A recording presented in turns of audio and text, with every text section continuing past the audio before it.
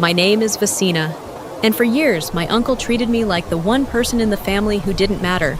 He dismissed me, talked over me, and made sure everyone saw me as the quiet shadow behind him. But nothing cut as deep as the moment he stepped in front of me at the VIP elevator, spread his arm across the doorway, and said I didn't belong on the higher floors. He had no idea what would happen when I finally stopped shrinking, and when the screen flashed the call sign he never imagined I carried. I landed at LaGuardia on a late autumn afternoon, the kind where the sky hangs low and the air tastes faintly metallic, as if the whole city has been steeped in steel. It had been almost a year since I last stepped foot in New York, but the moment I walked out of the jet bridge, it felt as if the city swallowed me right back into its rhythm. No matter how long I stayed away, the place always pulled me into its current like I'd never left. I rolled my small suitcase across the terminal and made my way to the taxi stand. My phone buzzed in my pocket just as I reached the sliding doors. A message from my mother lit up the screen, asking if I'd arrived and reminding me that the family had a fundraising event that evening. She'd saved me a seat, as she always did, trying to bridge the distance between me and the whirlwind that was the Harwell clan. The cab ride into Manhattan moved through familiar transitions, the brief lull of the highway, the slow compression of lanes, and then the sudden eruption of city life. When we crossed the bridge, lights were already flickering on, reflected in the river like scattered shards. I leaned back against the seat, feeling the ache of 3 straight days of meetings still lingering behind my eyes. Washington had been relentless, and the thought of stepping into another crowded room felt heavier than the luggage at my feet.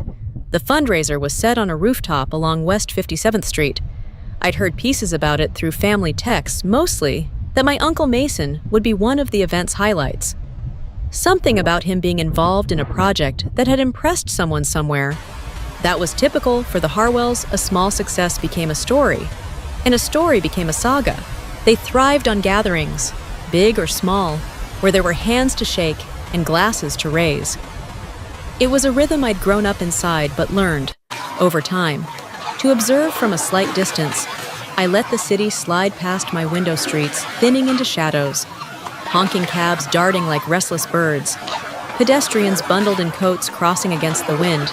New York had a way of being too loud and too lonely at the same time. A contradiction I understood far too well. I didn't mind returning for brief stretches, but I no longer belonged to the constant blaze of it the way I once did. The taxi slowed as we approached the building. A bright neon sign flashed from the rooftop entrance canopy, casting shifting colors across the sidewalk. I stepped out into a gust of cold air, my breath catching in the sudden chill. I tightened my coat, brushed my hair from my face, and took a moment, just one slow breath, to steady myself. Another night, another Harwell gathering. I walked toward the elevator that would take me up to the rooftop, unaware that the next few days would upend the fragile balance of our family and redefine my place within it in ways I couldn't yet imagine. The rooftop was already alive when I stepped out. Clusters of guests gathered under warm light, their laughter rising and falling with the chill of late autumn air. I spotted my mother near the railing and moved toward her. Her familiar embrace steadied me for a moment, until a voice cut through the crowd with the kind of volume meant to dominate a room. "Mason!" He stood at the center of a small circle, animatedly reenacting some dramatic moment where he supposedly rescued a Federal Reserve team from a major technical breakdown. His hands moved as if he were defusing a bomb. I paused long enough to let it register. He always needed an audience, no matter how much truth was sacrificed to get one.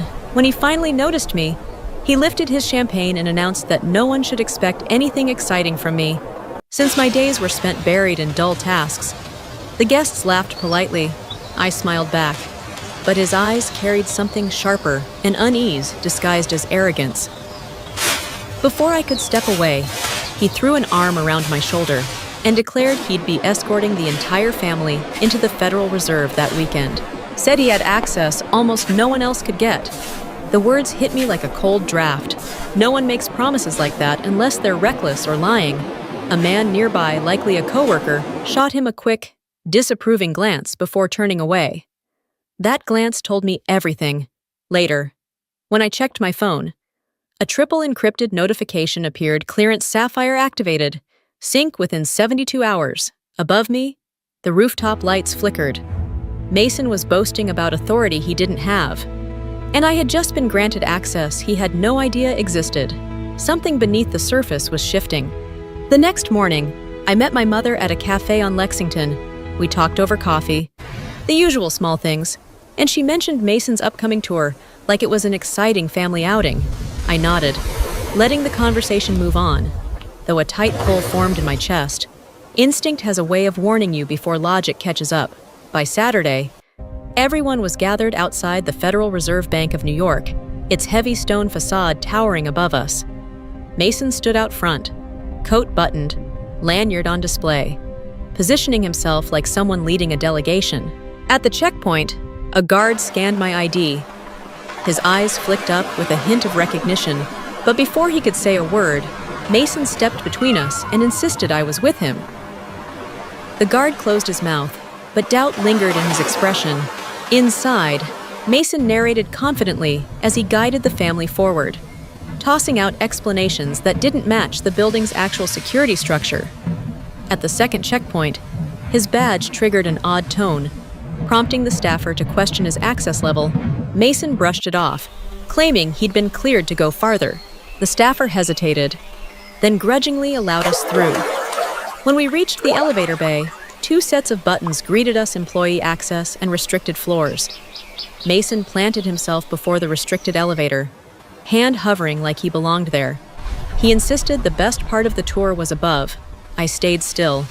He wore authority like an accessory. While mine had to stay hidden, something was coming. I could feel the shift in the airs. Inside the Federal Reserve, the air carried that familiar cold metal scent, sharpened by the constant hum of conditioned airflow. I walked in the middle of the family cluster, keeping my eyes on each checkpoint we passed, and every glance exchanged between staff. Mason strode ahead as if the corridor belonged to him, his voice echoing off the stone walls while he promised that he knew plenty of people upstairs. The confidence in his tone only made the back of my neck tighten. In buildings like this, overconfidence was never a good sign. At the third checkpoint, his badge scanner flickered before displaying a blunt message, "Limited LVAL 1 verified." The guard lifted his head, puzzled, and informed him he was cleared only for public compliance. Mason brushed it off with the kind of casual arrogance he'd perfected, claiming a supervisor had already approved a wider route. The guard stared long enough that I could see the wheels turning. But in the end, he let us pass, not out of respect, but hesitation. It wasn't authority that carried us forward. It was doubt. On the third-floor hallway, Mason abruptly turned toward a passage that led to the 4th floor, a place no consultant should be near. I lowered my voice, reminding him he wasn't authorized up there. He shot me a sharp little smile, the kind meant to put someone back in their place, insisting he'd worked in the building long enough to know where he was going. His tone made it clear he didn't see me as someone who understood the terrain at all. We approached the elevator banks, where public access lifts split off from the operations' internal elevators. Mason gathered the family in front of the restricted side, planting himself before the call button with his chest pushed out, shoulders tight, gaze fixed ahead, as if he belonged among the people who actually worked behind those doors.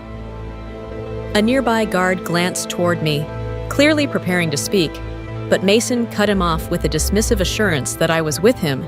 The guard hesitated, eyes lingering on me with a flicker of recognition I couldn't ignore. Not curiosity, something closer to acknowledgement. Mason spread his hand in a gesture that resembled a command and told everyone to follow his lead. Excitement rippled through the group as though he were granting them some coveted privilege. I stayed quiet, watching the way he positioned himself, all tense pride and borrowed confidence. Then he turned toward me, voice low and clipped, ordering me to step aside because he supposedly understood this place far better than I did. A Fed employee walked up to unlock a nearby barrier, and when his gaze landed on me, he paused, noticing something, calculating it, respecting it. He said nothing, but the weight of that look told me a line I'd avoided crossing was drawing closer. I knew something was coming. I just didn't yet know how far the shockwave would spread. The operations elevator remained closed, but Mason stood before it like a man directing traffic. The family clustered eagerly around him. I moved closer, deliberately this time, making sure he saw I wasn't lingering behind him anymore. He turned it, voice low and firm, telling me not to complicate things and insisting this wasn't the moment for me to pretend I understood how any of this worked. His eyes held confidence, but behind it, unmistakably, fear. We both knew he had no right to be here. A group of operations staff approached, their pace purposeful. One of them asked who had summoned the elevator, since no guided visits were scheduled for the day. Mason answered with theatrical ease, claiming he had permission. One of the staff exhaled so quietly, I almost missed it. But the sound tightened something deep in me. My younger cousin leaned in, whispering a nervous question about why the staff kept looking at us the way they did. I didn't respond. The truth was too tangled to explain in a hallway full of cameras and silent witnesses. When the panel above the elevator lit with secure authentication required, Mason shot me a smile that felt like a warning. He told me I was about to learn what real privilege looked like. It wasn't a line for the family. It was a challenge aimed squarely at me, as if he needed me to watch him win. But then he scanned his badge. A red flash. A long, sharp tone. Invalid for this sector. Silence thickened the hallway. Mason's eyes darted sideways, searching for an excuse, before he forced a laugh and blamed a system glitch. In a building where every access point was rigorously maintained, the lie landed like a thud. I stepped forward, not to save him, not to escalate, just to take the place I'd stepped away from for years. My hand settled near the sapphire clearance card inside my coat, and a realization settled with it. This was the line I had retreated from over and over, and it was finally time to draw it. The hallway felt unnaturally still as my hand slipped into my coat. Even the constant hum of the ventilation softened, as if the building itself were holding its breath. I could feel every gaze on me, the family's confusion, the Fed employees' alert focus, and Mason's tightening stare. I pulled the card free, a small, matte black rectangle with worn silver edges, unremarkable to anyone who didn't know what they were looking at. In this world, the highest authority rarely announced itself in gold or shine. It hid in understatement. I lifted it to the scanner. A low, resonant tone filled the corridor. The panel glowed sapphire. The display shifted in clean, unmistakable text. Access granted operations, override call sign, Haven 9. My family didn't recognize any of it. The employees did. A supervisor appeared from the far end of the hallway, walking with purpose. His posture straightened as he reached me, offering a crisp nod of acknowledgement. Then he turned toward Mason with a look that landed harder than any argument I could have made. It wasn't anger. It was the quiet finality reserved for people who'd been pretending too long. Mason opened his mouth, but nothing came out. He stared down at his own badge, blinking as if the plastic might suddenly rewrite itself. Stella whispered my name, her voice shaking not with fear of me, but with the shock of realizing the ground beneath our family had shifted. The supervisor addressed me with calm professionalism, telling me the elevator was ready and he could escort me to any operations floor I needed. I thanked him, stepped inside, and turned back just as the doors began to close. I didn't look at Mason with triumph. There was no victory in this, only truth. Finally standing where it belonged, operations level was quiet in the way only secure floors can be: thick walls, muffled air, every sound absorbed. The supervisor walked me to a small briefing room to finalize the clearance sync. The process efficient and familiar. Mason wasn't allowed anywhere near this floor, and for a moment I thought the confrontation was behind me. But when I returned to the third floor, he was waiting, braced against the wall, hands curled tightly, shoulders rigid. The elevator doors opened, and he moved toward me in a single, strained step. Why one word, sharp and raw? Carrying a tremor he couldn't hide. I met his eyes, really met them for the first time in years. Beneath the bluster, I saw panic fighting to stay contained. He spoke through clenched teeth, insisting I understood how the family saw him, how much weight his role carried. I let the words fall between us without answering. His fear wasn't mine to hold. He struck his palm lightly against the stone wall, voice cracking as he said I shouldn't have scanned that card in front of them, that I'd humiliated him. The tremor of impact traveled through the floor. I answered evenly, telling him I'd only exercised my own clearance, that nothing I did diminished his.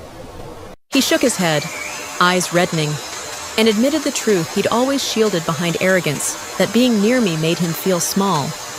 Hearing it aloud stung in a way I wasn't prepared for, not out of guilt, but out of the years wasted avoiding a wound neither of us named. I told him I never shrank him.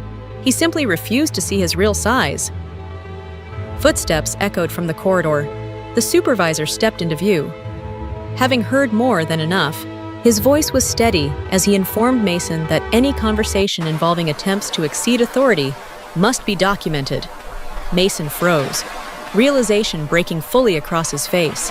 There was no more pretending, no more stories to stretch, just the truth, laid bare in a place that allowed no illusions.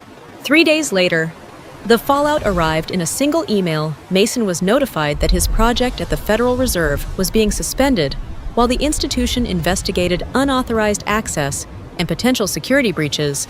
The moment the news spread through the Harwell family, panic ignited like a struck match. Regina called me first, her voice trembling as she demanded to know what I had done to cause this. I hadn't done anything, but I also knew that in some families, truth becomes the easiest weapon to blame. My mother asked to meet me that afternoon. In a small cafe in Soho, she took my hands and told me none of this was on me, that Mason had walked into this mess long before I ever scanned a card. Her words were steady, but the heaviness inside me didn't lift. Breaking someone's illusion, even unintentionally, never feels clean. That night, an old colleague of Mason's called.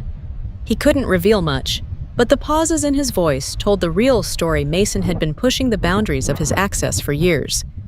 People let it slide only because he'd never gotten far. The elevator incident wasn't an accident. It was the point where the system finally stopped looking away. The family split quickly.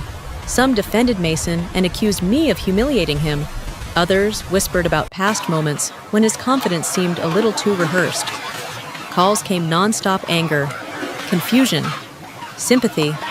I let it all wash over me, knowing a storm had already broken. Then my mother called again, her voice worn thin. She said there was something I needed to know about my father and about Mason, and immediately, I understood the roots of this went far deeper than a single day at the Fed. We sat in her living room, surrounded by soft light and old family photographs. My mother's hands shook slightly as she poured tea. Then she told me the truth. Mason had lived with his whole life. He grew up in your father's shadow. She explained how people used to praise my father, his calmness, his promise, his effortless composure, and how those comparisons followed them from childhood into adulthood. Mason tried 3 times to enter the same programs my father excelled in. He failed each attempt. Every failure carved at him until he started reaching for authority he hadn't earned. Then she looked at me with quiet sorrow. When you grew older, you reminded him of your father, not in what you did, just in who you were, and that made him feel like he'd never measure up. I finally understood Mason never hated me. He hated the version of himself he believed he could never become. A year passed, quiet in ways none of us expected. Mason found work again, not at the Fed, but at a smaller organization where the expectations aligned with who he truly was, rather than who he wanted the world to believe he could be. He drank less, talked less, and for the first time in my life, he listened more. The family shifted with him. The gatherings became simpler, the conversations more grounded. No more embellished stories, no more evenings built around performance. It was as if the air around us finally settled. One early summer evening, Mason invited everyone to dinner in Long Island. The gathering was small, only a handful of relatives seated around a modest backyard table. No stage, no spotlight, just the hum of insects, the clinking of glasses, and the ocean breeze drifting through the screen door. When we raised our glasses, Mason stood.